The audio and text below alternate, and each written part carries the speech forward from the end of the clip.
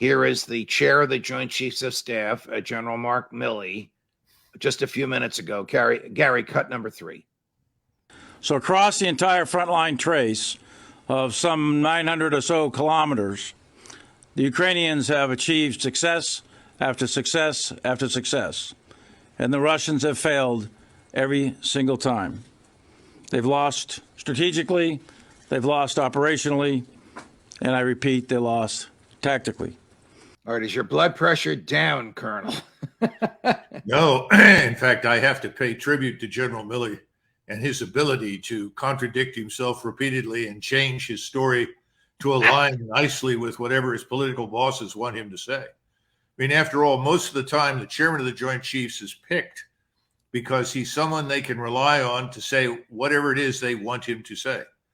Now, recently, as you know, this is last week, Milley got himself into trouble because he went over to the White House in the Oval Office, and when he was asked about the situation, he said 2 things.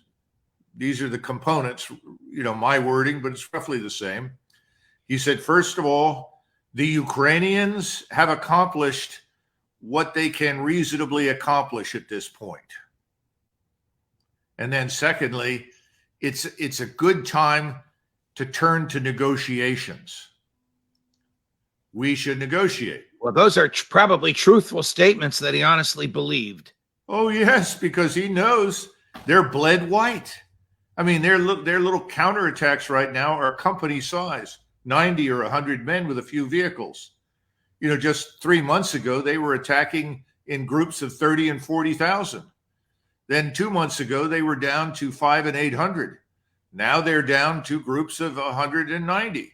The idea being to keep pressure on the Russians. The Russians have slaughtered them. The exchange rate is roughly 1 Russian casualty for every 8 to 10 Ukrainian casualties. Wow. So who can tell a 4-star general who's the chair of the Joint Chiefs of Staff to go on national television and contradict himself and lie? Who can tell him that and get away with it? The guy next to him, the Secretary of Defense? It's the Secretary of Defense. I mean, usually when Bob Gates was Secretary of Defense, that's what he did. It's everybody has been doing this for decades. This is what happened during the Vietnam War. When Joe Biden says, we're not negotiating, let's take them on. Are plans drawn up for the entry of American boots on the ground into this theater of war?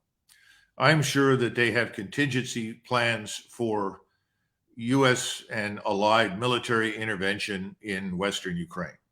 How far in they plan to go, under what conditions they would go, I have no idea. But it would be imprudent, given the attitude of President Biden and the civilian leaders around him, not to make preparations for something like that. Now, I know that nobody in the Pentagon, at least as far as I can tell, no one at the top wants to do that, because we understand that will make us a co-belligerent. We will end up at war with Russia. These generals, remember, they have been misinforming everyone for decades about how ready we are and how great we are and everything that we can do. And they are now afraid of being caught in that big lie. Kennedy, I think, instructed McNamara to call General Lemnitzer, who was the supreme commander in Europe and a World War II veteran, and ask him what he thought about moving forces to Vietnam. And McNamara called General Lemnitzer and said, General, how long do you think it will take for us to get the 101st into Vietnam? He said, well, I should think it won't take very long. He said, the question is, how long is it going to take us to get it out again? At that point, McNamara was not happy and hung up on him. Do you understand? So you're dealing with a similar group of people right now. I don't think they understand. We're certainly dealing with a nearly identical mentality.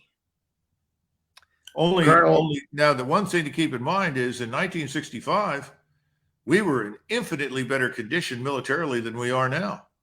We probably had the best army we'd ever had in our history.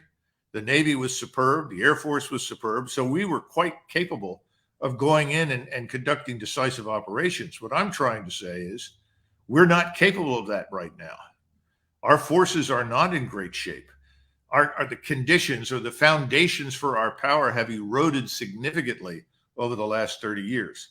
The generals know it, and they're worried.